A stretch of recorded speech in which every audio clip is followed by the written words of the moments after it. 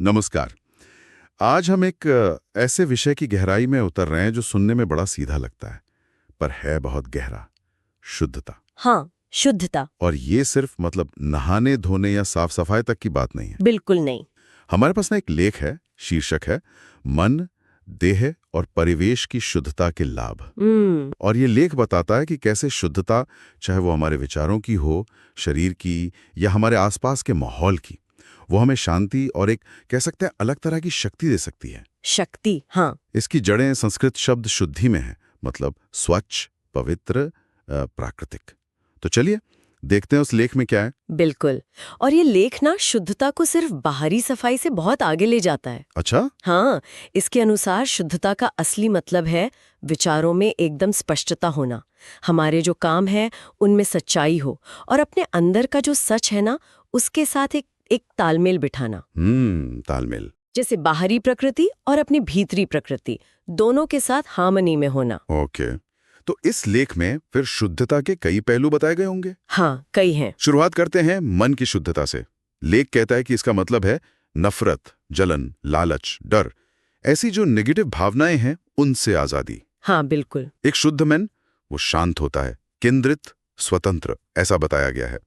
तो इसे पाने के लिए, मतलब इस स्थिति तक पहुंचने के लिए लेख में कुछ तरीके भी हैं। हाँ, लेख में कुछ बड़े प्रैक्टिकल रास्ते बताए हैं। जैसे एक है ध्यान, मेडिटेशन। हाँ, उसे मानसिक साबुन कहा है। मानसिक साबुन, ये तो बड़ा अच्छा टर्म है ना।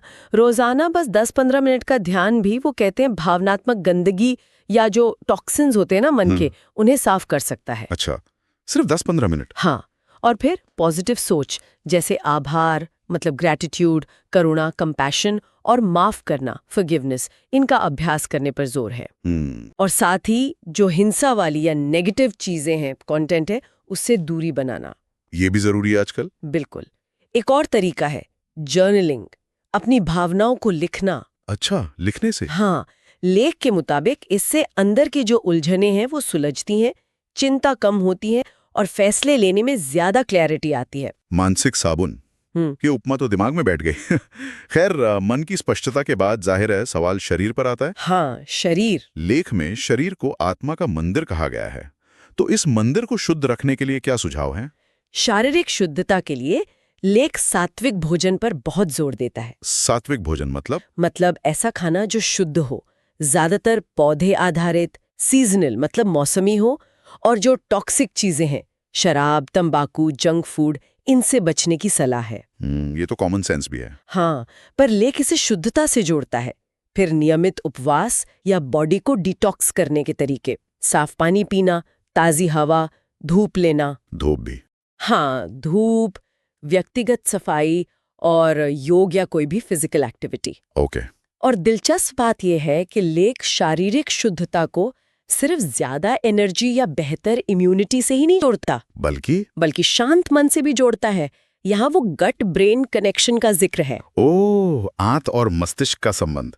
हाँ, सुना इसके बारे में। हाँ, कि हमारा पेट कैसे हमारे दिमाग की हालत को प्रभावित करता है। ये कनेक्शन वाकई कमाल का है। अच्छा, तो मन हो गया, शरीर हो गया, अब हमारे आसपास का माहौल, परिवेश। हाँ, परिवेश की शुद्धता। लेख में कहा गया है कि हमारी बाहरी दुनिया हमारे अंदर की दुनिया का आईना होती है। हाँ, बिल्कुल। परिवेश की शुद्धता के लिए लेख कुछ चीजें सुझाता है, जैसे नियमित रूप से घर या जहां काम करते हैं वहां से फालतू सामान हटाना, क्लटर हटाना। हाँ, और वातावरण को शुद्ध करने के लिए धूप, कपूर या सेज जैसी चीजें जलाना। पारंपरिक तरीके। हाँ, अपने काम करने की जगह और सोने के कमरे को सिंपल और पवित्र रखना, और माहौल में शांति के लिए हल्का संगीत या मंत्र वगैरह चलाना। ये से क्या होता है? लेख इसे एक हाई वाइब्रेशन वाली स्थिति बनाने से जोड़ता है, जो बेहतर मानसिक स्पष्टता, गहरी नींद और ध्यान के लिए अच्छी है। High vibration, interesting. और संक्षेप में लेख कर्मों और रिश्तों में भी शुद्धता की बात करता है। कर्मों और रिश्तों में कैसे? जैसे बिना किसी को नुकसान पहुंचाए सच बोलना, ईमानदारी रखना, बिना स्वार्थ के सेवा करना और दूसरों का विश्वास जीतना, ये सब भी शुद्धता के ही रूप है। मतलब ये काफी व्यापक है। मन, शरीर, परिवेश, कर्म, रिश्ते, सब कुछ। तो इन सभी स्तरों पर शुद्धता अपनाने के इस लेख के हिसाब से ओवरऑल लाभ क्या है, निचोड़ क्या है? निचोड़ ये है कि फायदे कई हैं।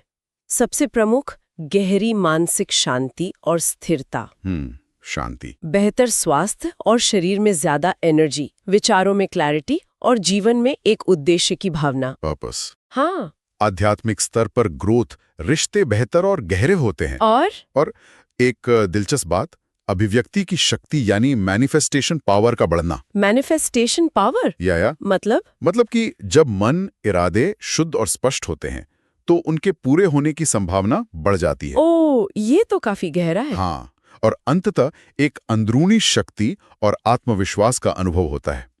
तो मूल रूप से ये सामग्री कहती है कि शुद्धता एक भरपूर सार्थक जीवन की नींव है। तो सार ये लगता है कि शुद्धता अपने हर रूप में कोई बोझ या बंधन नहीं है। नहीं, बिल्कुल नहीं। बल्कि ये हमारी असली क्षमता को खोलने और जीवन में एक हार्मनी, एक सामंजस्य लाने का जरिया है। लेख ये भी कहता है कि शुरुआत छोटी करें। हाँ, छोटे कदम। जैसे शायद अपना कमरा ही साफ कर लें, या मन में किसी के लिए कोई गांठ है तो उसे खोलकर माफ कर दें। बिल्कुल सही कहा। ये सामग्री शुद्धता को आज की जो भागदौड़ और शोर भरी दुनिया है ना, उसमें एक शक्तिशाली विकल्प की तरह रखती है।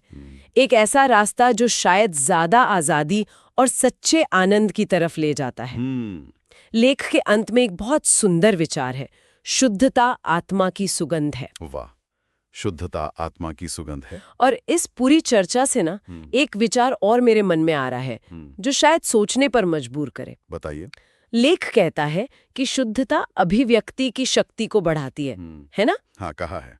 तो जब मन, शरीर, परिवेश सब शुद्ध हो तो इरादे और उनके नतीजों के बीच ये जो गहरा कनेक्शन बताया गया है, ये असल में कैसे काम करता होगा?